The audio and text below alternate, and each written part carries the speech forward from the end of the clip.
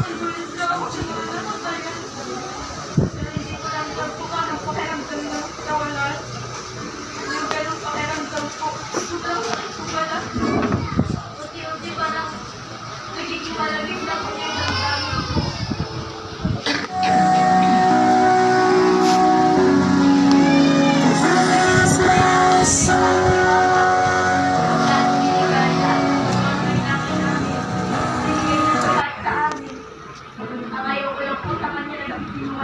Nagsinungaling po siya na